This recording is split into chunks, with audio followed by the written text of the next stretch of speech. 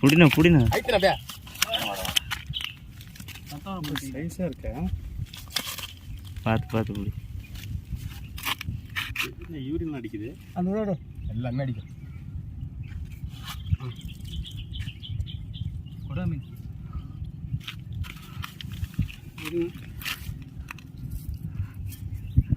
யார் நல்ல பை தான் ஒன்று ரெடி பண்ணுறது.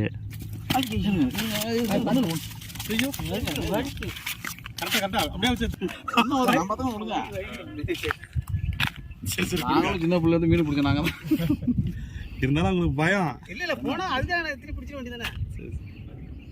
ஓகே ஓகே புரியுங்களா? பிடிச்சிங்களா தண்ணியில் விட்டு பண்ண முடியும். சரி கொடுங்க போட்டுருங்க. அவ்வளோதான். நம்ம